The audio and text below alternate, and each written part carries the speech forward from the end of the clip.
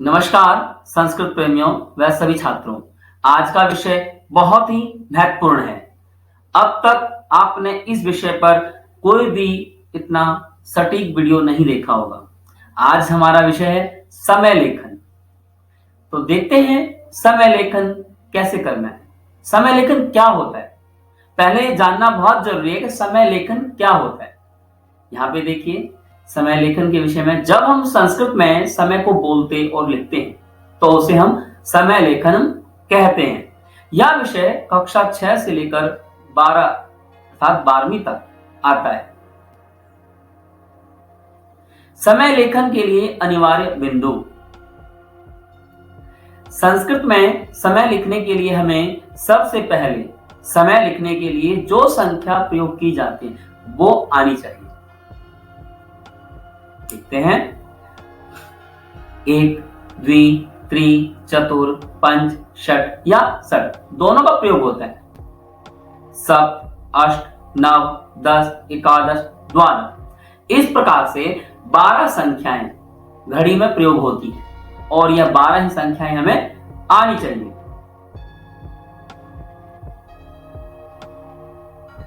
अब देखिए, जैसे हिंदी में क्रिया में मुख्य क्रिया और सहायक रंजक क्रियाएं होती हैं, वैसे ही संस्कृत में समय लेखन में समय को 4 मुख्य भाग और 2 सहायक भाग में बांटा गया है। संख्या प्रयोग के साथ साथ हमें इन भागों के बारे में भी पता होना चाहिए। चलिए देखते हैं ये 4 भाग और ये 2 भाग क्या क्या होते हैं। घड़ी के 4 भाग और सहायक भाग। पहले 4 भाग के बारे में पता करते हैं क्या क्या होते हैं। तो देखिए ध्यान से, बजे को वादनम कहते हैं, 1 आवर्स 15 मिनट्स जैसा आप देख रहे हैं। साढ़े अर्थात सार्ध कहते हैं इसको संस्कृत में, हाफ आवर्स और 30 मिनट्स। सावा को सपाद कहते हैं, से पौना को पादुन कहते हैं और अंग्रेजी भाषा में भी लिखा हुआ है। और यहाँ सहायक भाग क्या है इसके, उण और अधिक, यानी कम बताने के लिए उण का प्रयोग करेंगे और ज्यादा संख्या बताने के लिए अधिक का प्रयोग करेंगे। यानी घड़ी है, हम घड़ी की बात कर रहे हैं, 1 से 12 तक उसमें काउंटिंग होती है और उसको हम बताते हैं। प्रयोग के विशेष नियम। तो यहाँ पे हम पहले प्रयोग के विशेष नियम देख लेंगे। यह बहुत ही महत्वपूर्ण है, हम सबको ये नियम पता होना चाहिए।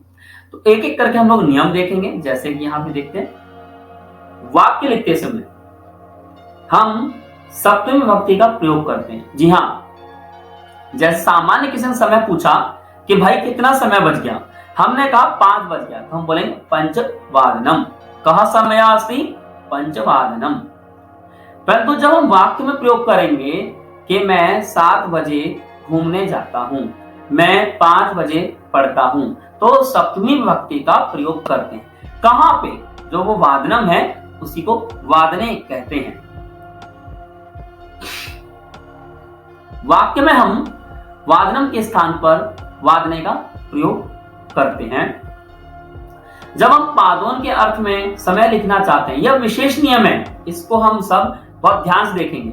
तो हम दिए गए समय संख्या के आगे वाली समय संख्या लिखते हैं। जैसे हम लिखना या बोलना चाहते हैं तो वो पादोन पंचवादनम होगा, क्योंकि 5 बजने में 15 मिनट कम, अर्थात संस्कृत में उण का प्रयोग है।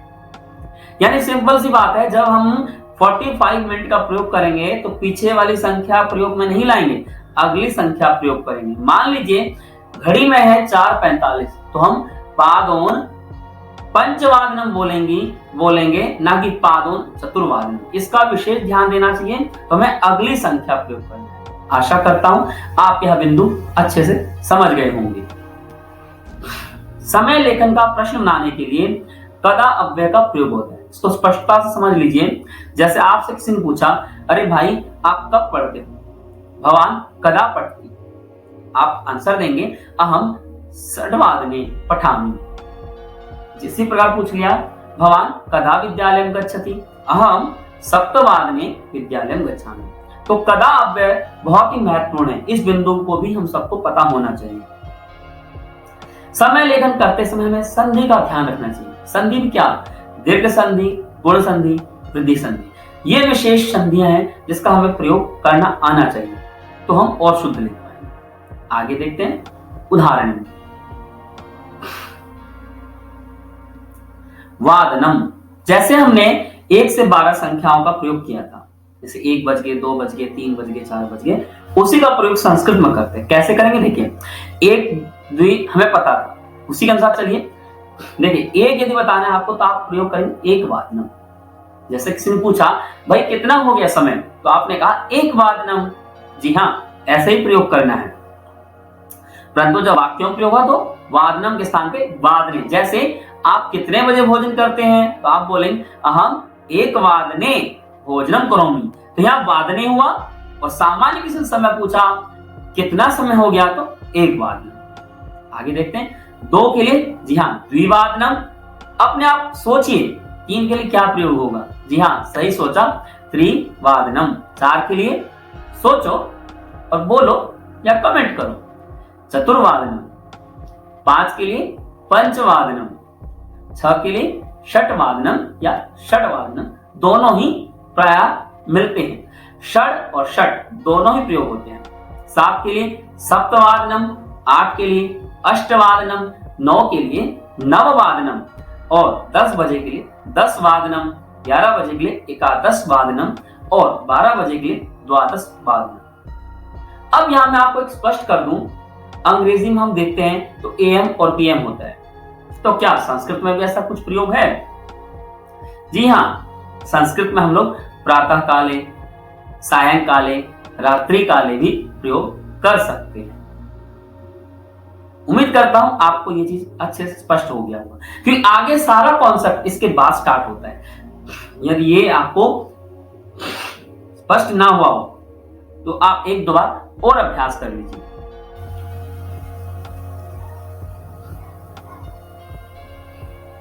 देखिए समय निकलता जा रहा है इस बालू की तरह, तो समय को ध्यान से देखिए, तभी आप समय को सीख पाएंगे। सपाद, आपको पता है सपाद का है 15 मिनट, तो कैसे प्रयोग करेंगे? सभी संख्याओं का प्रयोग देख लेते हैं।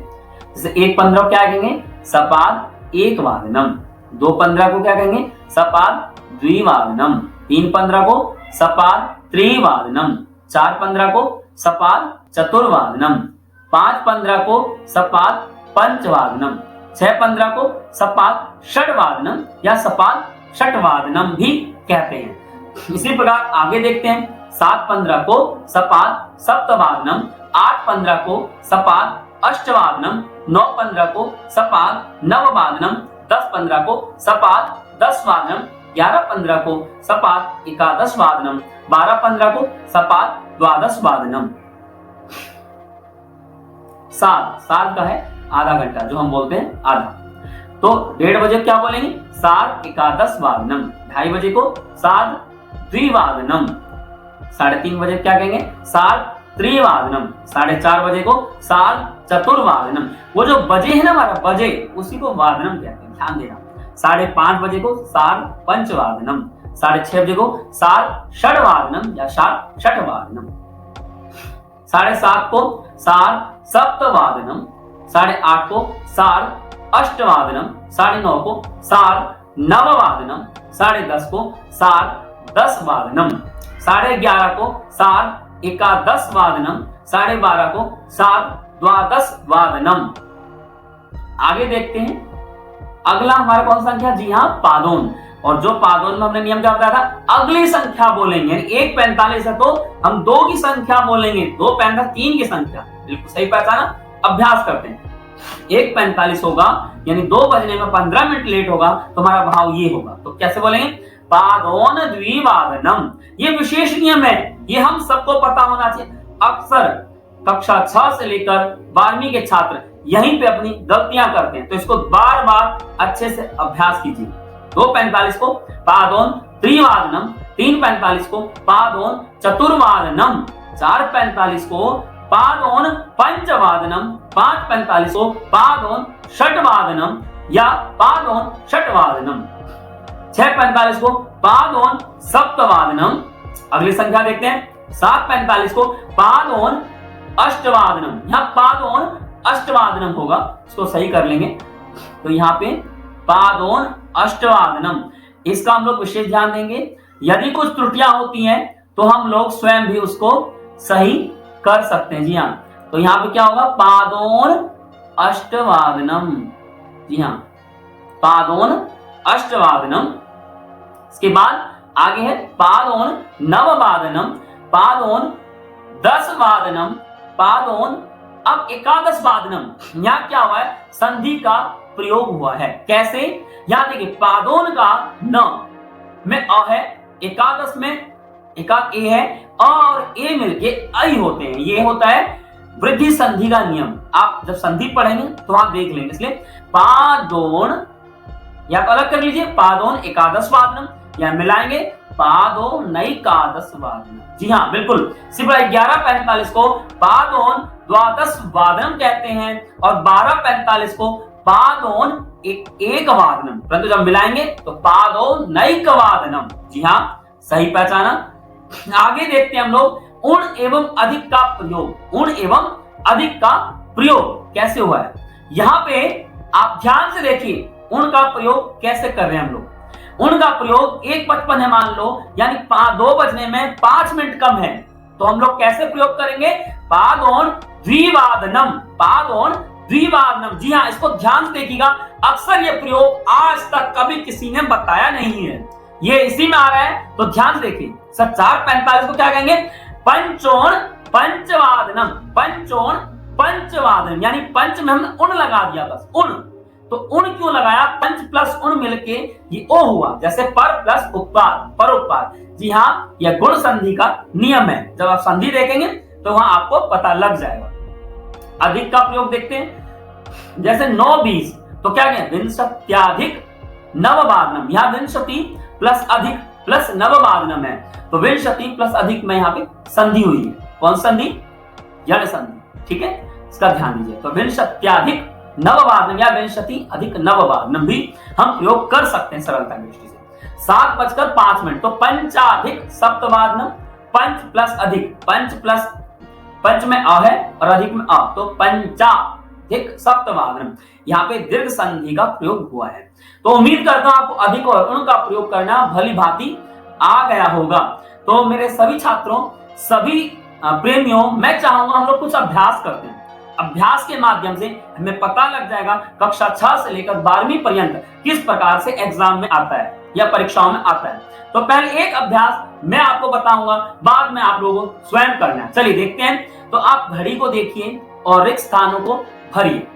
चलिए, मैंने डिजिटल घड़ी का प्रयोग किया है, उसी के माध्यम से बताएंगे तो क्या होगा। देखिए, जैसे कि अहम प्रातः आपको परीक्षा में रिक्त स्थान होगा, यहाँ पे रिक्त स्थान होगा, तो यहाँ पे आप सही कर लीजिए। यहाँ पे इसके स्थान पे उत्तिष्ठामि, अहम प्रातः उत्तिष्ठामि का प्रयोग करेंगे।